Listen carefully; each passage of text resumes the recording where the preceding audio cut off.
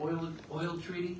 You could also say this is a public health agreement as well, because we're talking about how to protect human health and the environment from plastic pollution, which is how do you protect human health and the environment from oil pollution and toxic chemicals. So today we were going to have a brief presentation about the reports, followed by an orientation about the waste workers in Kenya, followed by a briefing on the health impacts from some of the chemicals that were monitored, and lastly a brief about human rights and the issue about we were saying here was without consent. All participants in the reports obviously gave their consent, but they did not give consent to the toxic chemicals that they have been exposed to, and these are the plastic toxic chemicals. Appreciating the time, we are going to move quite swiftly through the speakers and go into Q&A. And then we also know, we're alert that the plenary is supposed to begin at 4 o'clock, and we will also be able to provide some level of commentary about that in the end. So with that, I'd like to introduce Dr. Therese Karlsson. She is a Science and Policy Advisor to IPEN. She will be presenting the study without further ado, Dr. Karlsson. Thank you very much, Mr. Beeler, and thank you all for joining us today. These reports address the very core of the plastics problem. Plastics are chemicals, many of which harm human health and the environment. Plastic materials surround us, continuously exposing us to these chemicals. Without our knowledge, without our consent, and without global controls. Growing, devastating effects from plastics are the reason that countries have gathered here in Geneva to end plastic pollution. The UNEA resolution mandates them to address the full life cycle of plastics and reaffirms the importance of preventing plastic pollution and its related risks to human health. To better understand what chemicals that delegates and stakeholders are being exposed to, IPEN conducted these studies, led by Dr. Sarah Boucher. Participants included UN officials and treaty delegates, as well as plastic waste workers in Kenya and Thailand. They wore silicone wristbands for 5 days, and these wristbands act as passive samplers and capture the chemicals that we are exposed to from our surroundings. After 5 days of wearing them, the wristbands were sent to a lab and analyzed for 73 different plastic chemicals. Every single wristband that was worn contained at least 21 chemicals. One wristband contained 38 chemicals. Let that sink in for a moment. In just 5 days, every participant was exposed to at least 21 hazardous plastic chemicals. All participants were exposed to the phthalates DHP and DBP. Phthalates are found in toys, food packaging, vinyl flooring, and even clothing. Other studies have detected them in amniotic fluid, breast milk, and cord blood. They are linked to reproductive harm, obesity, hormonal disruption, neurodevelopmental effects, diabetes, and asthma. A few countries have regulated phthalates in a few products, but without global controls to regulate them comprehensively, people worldwide are remaining continuously exposed to these toxic plastic chemicals. Similarly, bisphenol A, part of the larger bisphenol family, was found in all wristbands. And BPA appears in baby bottles, food packaging, medical equipment, toys, and more. Production continues to rise, even though studies going back to the 1930s showed that it affects hormonal balance. BPA is linked to reproductive problems, cancer, obesity, and behavioral changes. Seeing these results, it's encouraging to see that the proposal from Switzerland and Mexico on Article 3 is gaining more and more support. This proposal provides a good basis to start working on addressing these chemicals, as it contains measures for transparency, criteria for listing, a pathway for global regulation, and an initial list of plastic products containing few chemicals that are very well established to harm human health and the environment, including several that were found in these studies. Our studies also detected a replacement plasticizer for phthalates in all wristbands. one linked to harmful effects on the brain, the heart, and the liver. This underscores the need for a mechanism to expand the initial list through a scientific review process, considering health and environmental impacts of hazardous plastic chemicals. This process is also envisioned in the Switzerland-Mexico proposal. Our study captured just a snapshot of exposure.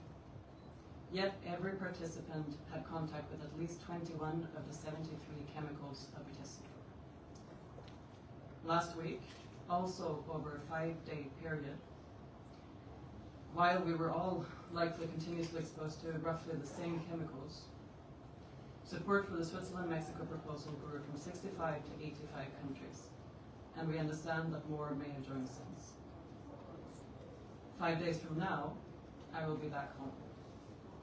I will continue to be exposed to plastic chemicals without my knowledge, without my consent, and without global controls. My hope is that during those same 5 days, the countries will have secured a pathway towards greater transparency and a mechanism for global controls to protect the environment, ourselves, and future generations from toxic plastic chemicals. Thank you very much.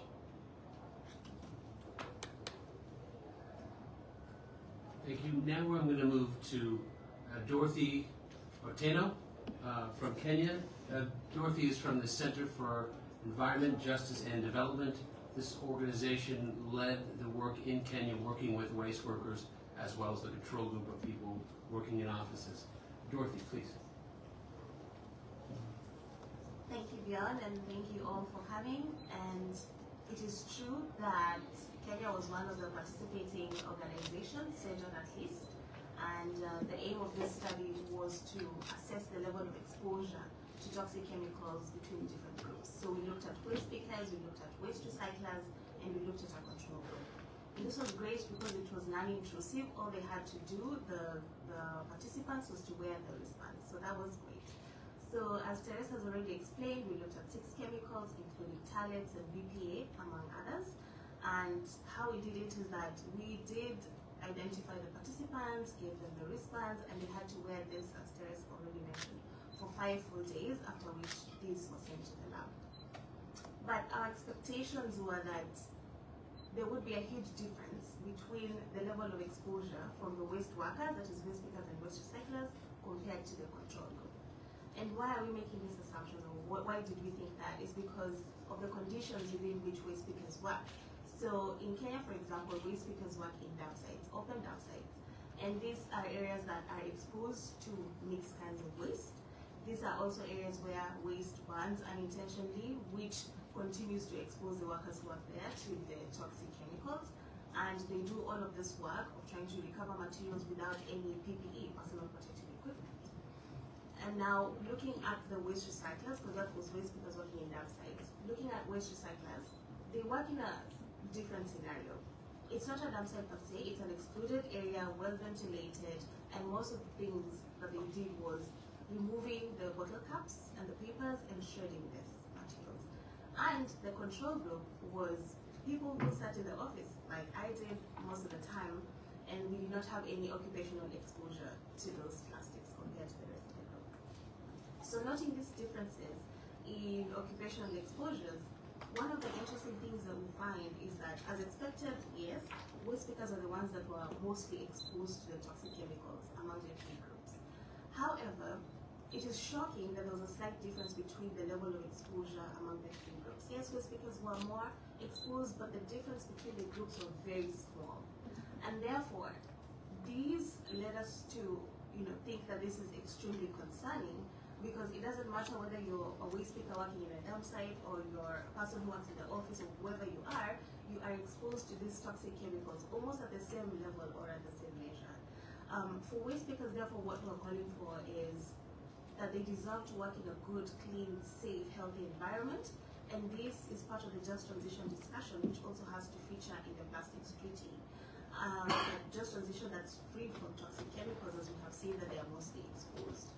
And we are also therefore calling that we need a plastics treaty that can address the chemicals. We know that, for example, phthalates was found to be the most, out of these 73 chemicals, as highlighted by Therese, the most was phthalates, the most exposed. this is not addressed under any layer at the moment. And so that is why we're looking at the Plastics Treaty and hoping that this will be the place where that toxic chemical will be addressed, among others. And therefore, we, supporting what Therese said, is we are looking at the Swiss Mexico proposal, and it mentions some of these chemicals that we found in people, including myself, who was a participant in the study, and hoping that the Plastics Treaty will help us address this challenge.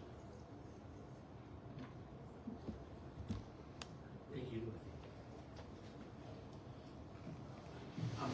Thank you so much for that, Dorothy. And to state that the QR code that we'll put up on the screen, you can have access to the two reports that are online. In addition to Kenya, as mentioned earlier, Thailand, both situations similar, slightly different, but in Africa, Asia, you're finding that exposure. And in addition, you have the delegates report, which includes the Minister of Environment for Denmark, who holds the presidency, a very important speaker who spoke yesterday. His quote is in the report about his comment, talking about the need for global action on plastic chemicals, as well as Mexico's head of delegation also wore the wristband, and their quote is also provided in there. And amongst others, the chair also wore the wristband, the chair of the INC process. So you have waste workers with exposure, you have office workers with exposure, you have these delegates. All of you are also delegates. We don't have wristbands for all of you, but your exposure is also not given by consent, but you nonetheless are being exposed to these toxic chemicals. Now I would like to move over to Dr. Leo Trasande from New York University School of Medicine. Leo is also a professor and a pediatrician. These are doctors who talk about the health of your children. And Leo, please talk about the health implications about these chemicals that we looked at. Thank you. Chemicals used in plastic materials hack our hormones, our natural signaling molecules that underlie practically every biological function known to humankind: temperature, metabolism, salt, sugar, and even sex. And so it's not surprising that the effects of plastic chemicals on people's lives run from cradle to grave and womb to tomb. We're talking about prematurity, growth restriction in utero, which has complications for later risk of childhood obesity, as well as even adult conditions in later life. We're talking about obesity and diabetes in adulthood and cardiovascular disease, not to mention infertility and other reproductive health problems and hormone-sensitive cancers, breast, testicular, prostate, just to name a few. So the consequences of these exposures, which others have already beautifully elaborated, are substantial all across the globe. We published a study in the Lancet family of journals this year, documenting that 350,000 people between the ages of 55 and 64 die each year from early heart disease. Can you repeat how many?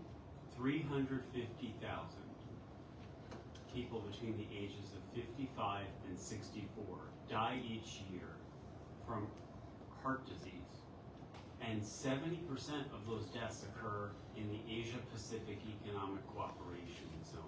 In many cases, we're talking about, ironically, the countries that are the major producers of raw materials for plastics. And when you add up the value at an economic level of those early deaths, we're talking about between $510 billion a year and $3.74 trillion a year. Mind you, the global revenue of the plastics industry is $524 billion. So at the present time, we're talking about an industry that is literally a net societal loser. And that's why, as a representative here, an observer on behalf of the Endocrine Society, an organization of 18,000 scientists and doctors focused on hormone health from 120 countries, we're particularly focused on reducing plastic production, having lists of chemicals of concern in plastic materials. That's why Articles 3 and 6 are very important. To us, health is a crucial part of the treaty. It needs to be in the objectives, and it also needs to be in Article 19 with the standalone health article. If you don't have that standalone health article, it begs further questions about cooperation with health ministries, not to mention consequences for assessing chemicals for their safety. We also need independent science to drive decision-making in the treaty. Particularly, we have a big problem with corporate interests driving the science and not supporting the best available science and traditional knowledge to protect human health through the treaty. That's going to be important through a conference of party process as this goes forward. I'm privileged to be here with IPEN and supporting this important work. Thank you. Great, thank you, Dr. Trasande. Next, I'm very happy to introduce a participant who participated in the delegates report, Paula Souza, not only being a participant, but also being from the Office of the UN High Commission for Human Rights. So we're talking about rights, we're talking about consent, and also being a participant, sharing your experience. Paula, please. Thank you so much, Bjorn. Well, as I was part of the IPEN study, my results show that I'm being exposed without my awareness and my consent to chemicals linked with cancers and impairments to the immune, endocrine, and reproductive systems. I'm no different from anyone in this room and to anyone you know. However, we also must acknowledge that while the true cost of plastic production and use is foisted on everyone, the plastic crisis has disproportionate impacts on persons and groups in vulnerable situations, as Dorothy has mentioned. We need to understand that in today's societies, no one has how to escape. Plastic-related chemicals are trespassing into our bodies without our knowledge or consent. We simply do not know what is leaching from ordinary products that become part of our lives. And this is a human rights issue, and we cannot downplay.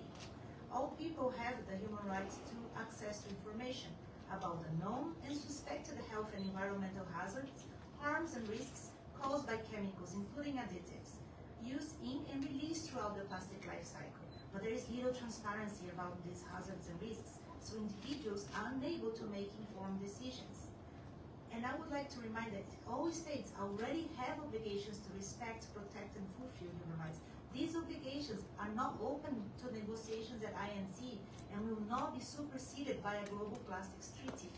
More specifically, states have obligations to protect against harmful exposure to hazardous substances, to ensure access to information and access to justice and effective remedy for harms caused by plastics, and to prevent harmful exposure related to business activities. As 99% of plastics are created from fossil fuel feedstocks, plastic production is closely linked to the petrochemical industry.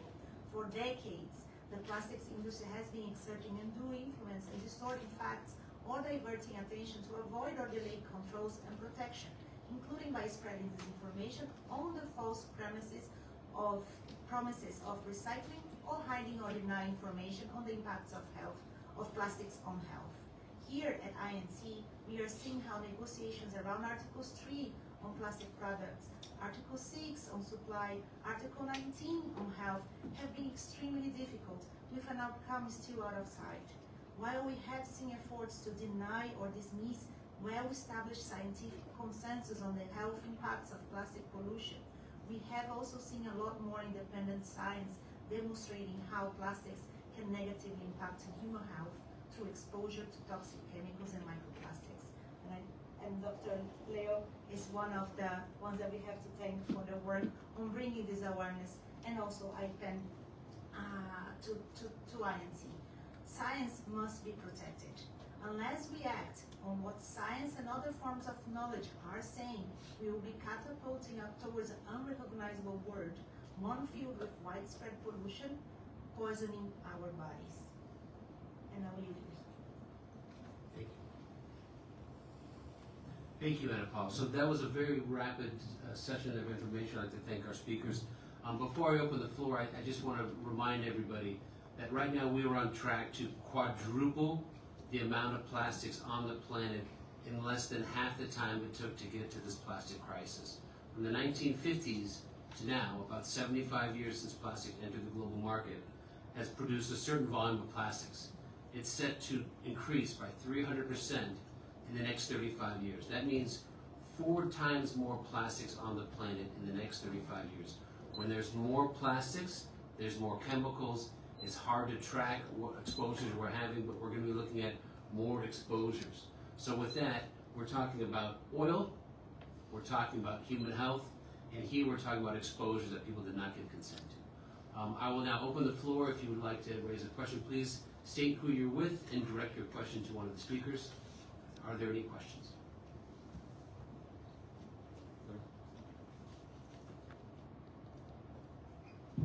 Laurent Siro, Swiss News Agency. Just curious about the methodology, just to be clear on that. So the wristbands were worn during 5 days last week during the negotiations, right? And was it, yeah, if you could say something about the profiles of the other 3 people that participated in that time frame. And all of these 4 people spent a significant amount during the 5 days in the different negotiating rooms. Thank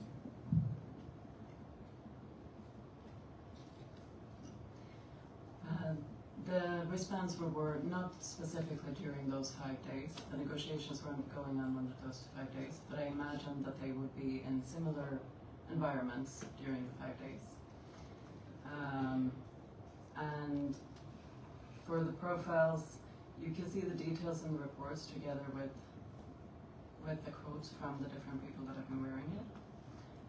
It's also for the same goes for the other studies, the one in Thailand and Kenya, that there's, this did not happen last week. This has been happening for a period of time, in very recent time.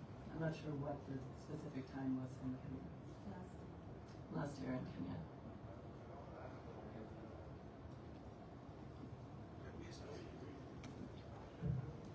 Just a follow-up on that question. When exactly, so my name is Helen Shikanda from Nation Media Group in Kenya. When exactly last year did that happen? And then do we know the type of plastics that these people were exposed to? Because we know the chemicals, but the plastics generally, which ones were they using to be exposed to these chemicals? And then how did you measure the level of exposure to the people like yourself, Dorothy, who did not have wristband on to be checked in the laboratory? So how did you measure that you are exposed to that much? And then are you able to please elucidate a bit on the proposals from Switzerland and Mexico and whether you see there's any hope in limiting the chemicals? Thank you. Right, so the study was done last year and we sent the response to the labs around June, July, August, thereabouts. So this was coming out towards October and November last year.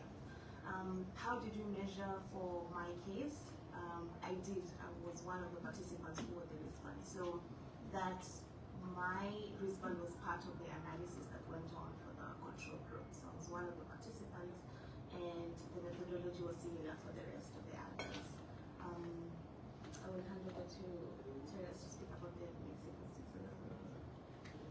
Can you clarify the question again about the Mexico Switzerland? I didn't hear The details and whether the details of the Mexico and Switzerland proposal of the treaty and whether there is any hope in terms of reducing the chemicals.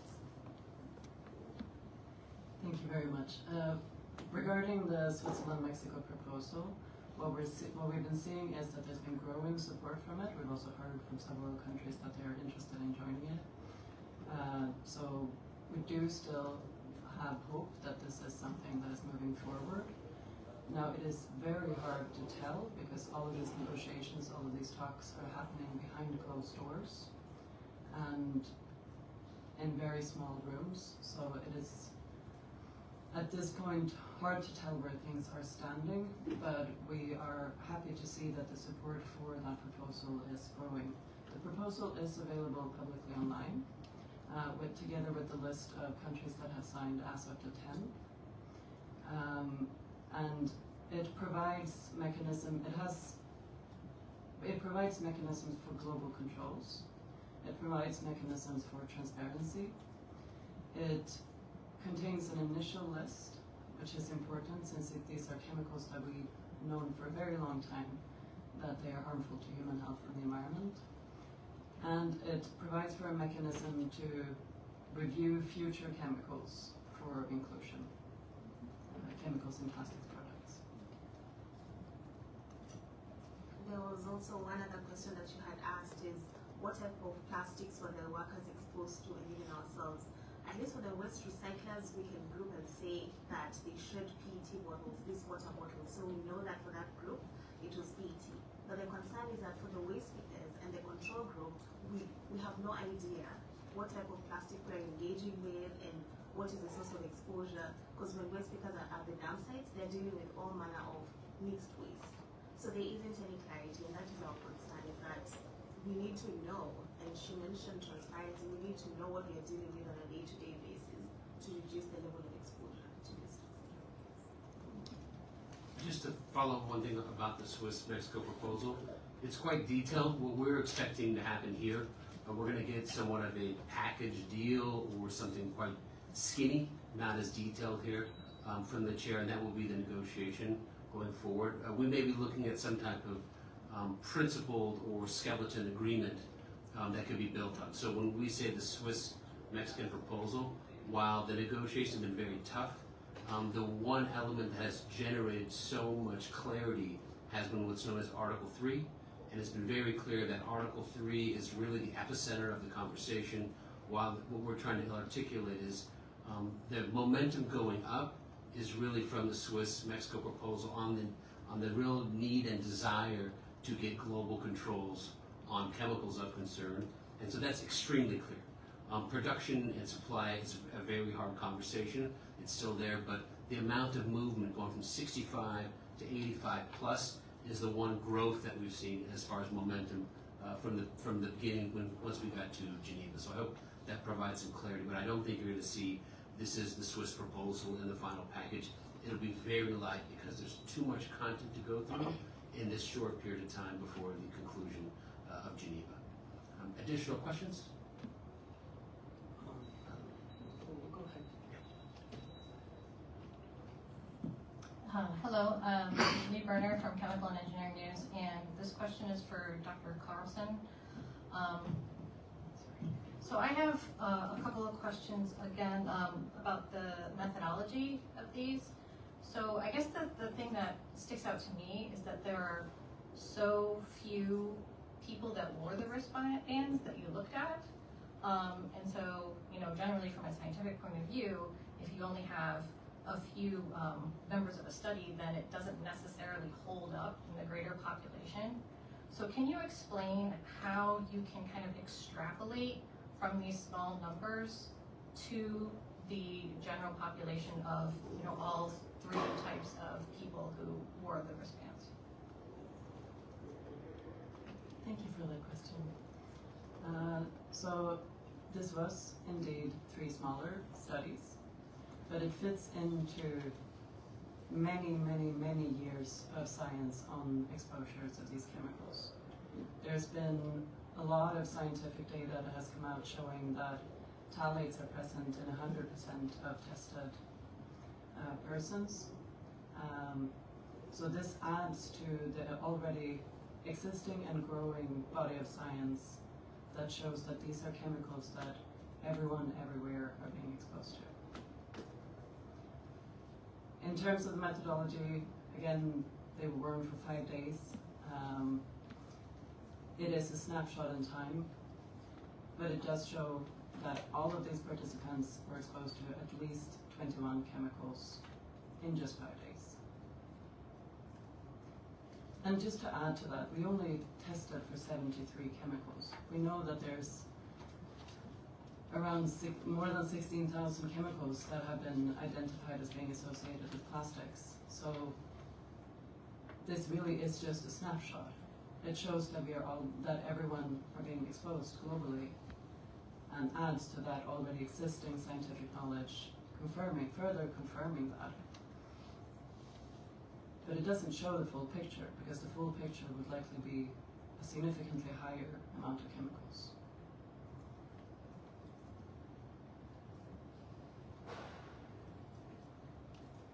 Additional questions, sir? Boris Engelson, a local freelancer. I have 2 questions. First, I heard of the need of independent science. What does that mean exactly, since scientists split over the COVID, since the former editor-in-chief of The Lancet said that he was very, very skeptical about most medical research over the century, about what does it mean when we are told that eggs suddenly overnight have become good against cholesterol, when for 2 centuries we were told by the highest scientific authority that it was the worst possible thing. This is my one question.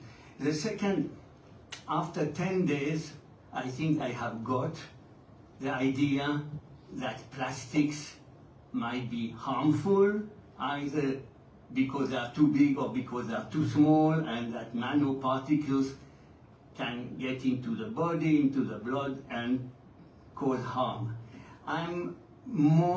You should give me additional information about the without my consent, without my, etc. Because if I take the list of all sources of casualties, man-made or not man-made, visible or invisible, between alcohol, comets, radioactivity, car crashes, overeating, etc., in most cases, I could also sue some institution, the medical corps, the hospitality association, or in the case of Comet, God. It doesn't sound very scientific to me, all that. So can you give me the list of the casualties of all invisible agents, including radioactivity, especially should I sue the town planner who decided to develop a town in Australia in a zone which had not been properly checked for the low radioactivity, to take just one out of 1,000 examples. Great, I'm going to have the first question, if you want to go to the second question with Leo, but I can make comments there as well.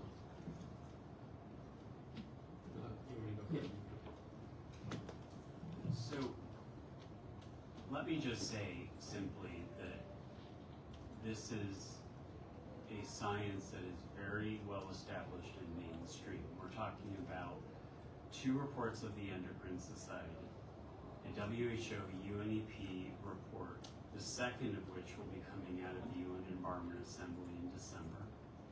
We're talking about the International Federation of Gynecologists and Obstetricians, and we're talking about the American Academy of Pediatrics. So with all due respect, this is mainstream, this is established science. Maybe that's a problem. I don't have an answer to your question beyond that. Okay.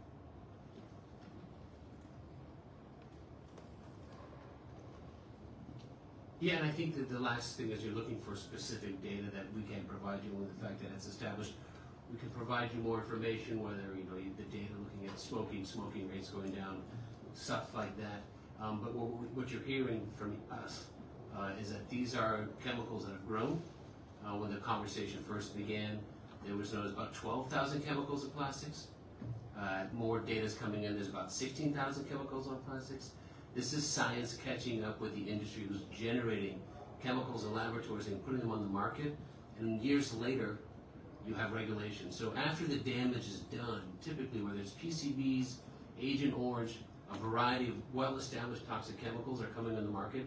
And when you increase production of plastics and chemicals by 300% in the next 35 years, the number of new chemicals coming on the market and the amount of damage that will happen is of concern. So that's enough information for us to be raising the need for global controls on chemicals. And right now, this is the largest body that is addressing that. And the main feedstock is oil. And I would just put this in the grander economy, is the transition of oil from energy markets to material markets, which is plastics and chemicals. That is happening now in the finances. So we're raising this to you, and we really appreciate the question, but I think that might be as far as you're going to get on feedback from this panel. No, but I do not challenge everything I heard during this week. I do not challenge you as a scientist. I have some question in mind which apparently most scientists do not. For instance, there is a Food and Drug Administration in the US. There are hundreds of agencies which are checking air, water, etc. for generations. So we are told suddenly that these people were sleeping and have, when you speak of things which went to the market, why did they go to the market in spite of FDA and such agency? Yeah, it's a great point. It's a great point. I mean, why is something unsafe, assumed to be safe entering the market to address it later? Very important. Same, by the way, while I have the microphone on this, is how come people have believed that recycling is an environmental move on plastics? The whole conversation about circularity, the circular economy, is really the co-option of glass, paper, and metal applied to plastics. And even you will probably see in the beginning text this plastics treaty to promote circular economy. But the problem is, once you put a toxic chemical into a material and you circulate it, you continue to repeat that. You move it again and again. And so when we look at recycling, we look at the R in the recycling is moving the responsibility from the producers to the public.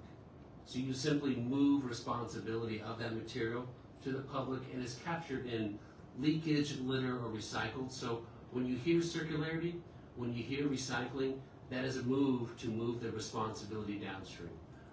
But apologies if going a bit maybe too deep. Unless there's any other questions, of course, I see two.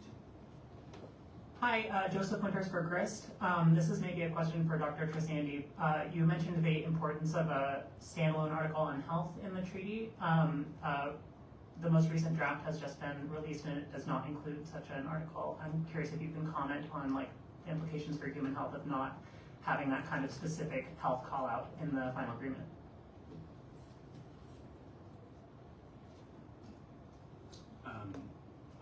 Hi, I see the draft. I do see the absence of a health article. It would be premature to make further comment at this point.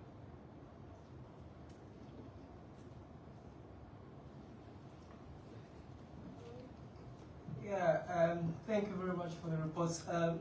Just one question. Does this research also identify which companies are the largest sources of these plastics? And for instance, at least link the specific chemicals to those companies? Because kind of, I was in Zanzibar at the beginning of this year and I literally saw at the shore about 3 companies.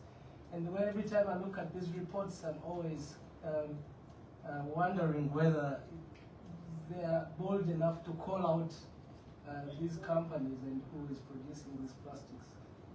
Was this also captured in the reports?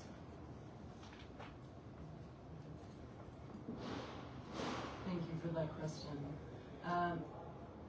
Unfortunately not. It was not possible to make those correlations since we're exposed to so much plastics and it comes from so many directions. But I know that there's other studies looking at the primary producers of plastics, and I would be happy to direct you in the direction of where you can find that. If you guys can find me afterwards. Great. I am aware that we have the plenary starting very soon. We know it's a very busy moment. If there's any additional questions, you're welcome to approach the panel, and you have our contacts as well. Thank you much for your time.